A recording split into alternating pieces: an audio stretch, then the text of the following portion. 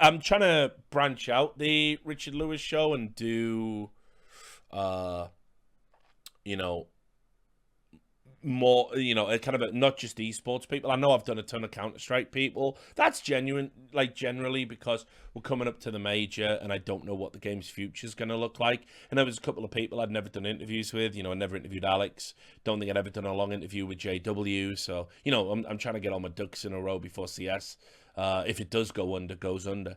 But, I'm trying to get some more people from outside of esports and do some more serious ones. I got offered a real strange one.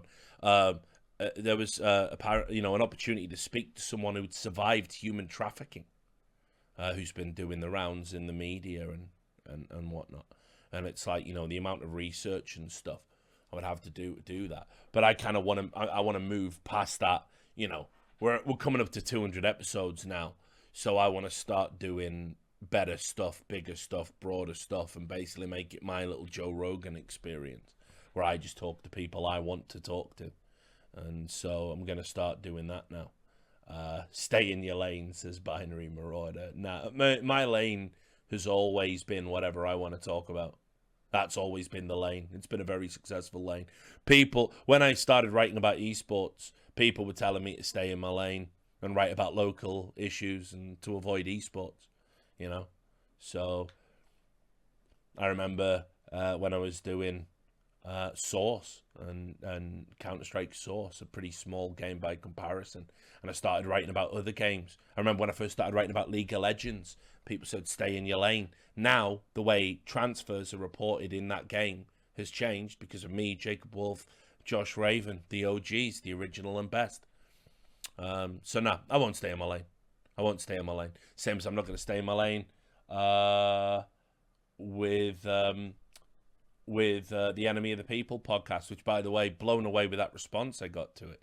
30,000 views. It's quite a lot for the YouTube channel now these days because of the way just the YouTube algorithm works. 30,000 views, loads of positive comments, 98% like rating.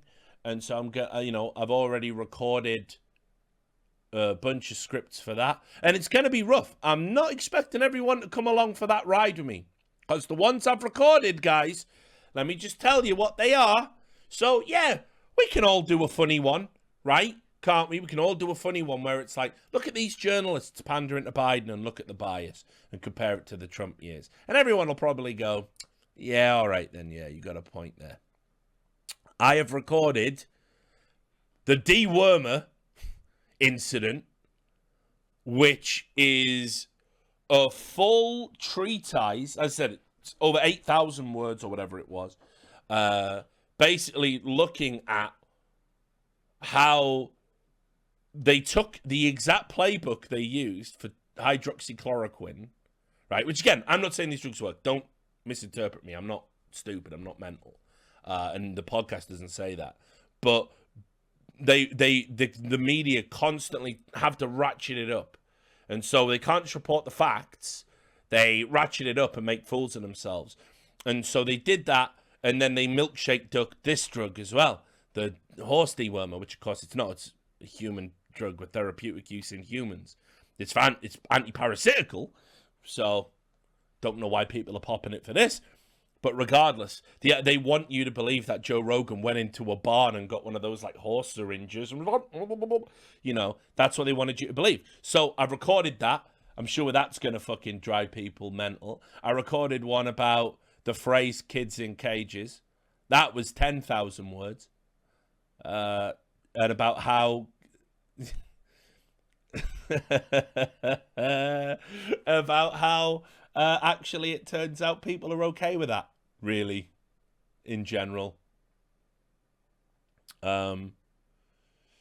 So I did that, and the other one I've done is I've recorded one about reactions to The Wall. So I'm not pulling any punches in that. Oh, and I've done the... mate, I tell you, X-Defil, so good at editing. He took that Afghanistan VOD I did live as all the Afghanistan stuff was happening, and he's edited it so cleverly, I can't even tell it was done live. It looks like I planned it all. He's made me look like a coherent guy. So I've already queued up 5 episodes of Enemy of the People. That series is like, you either come along for that ride or you don't. I mean, but that's where I'm going. Now, you can come, more the merrier, but no. Am I going to stay in my lane? No. Fuck you for suggesting it. All my life, I've never stayed in a lane. Again, staying in my lane, mate, I was meant to join the army or go to prison. Thinking like that is fucking dumb. You don't have a lane. If you think you do, fucking, I don't know, go knock something down. Yeah, he said jack of all trades, master of none. But again, I'm not a jack of all trades. Because that would encompass the totality of human talent and ability. What I am good at is talking about topics I'm informed about in an engaging way and creating content based around that. It could be esports, it could be politics, it could be video games reviews, it could be movie reviews, it could be anything I want to do. That's the lane. It's just really broad. I let you off once before, but you've still got the nerve to come back here and make trouble again. Eh? Yes, children. What does it all mean?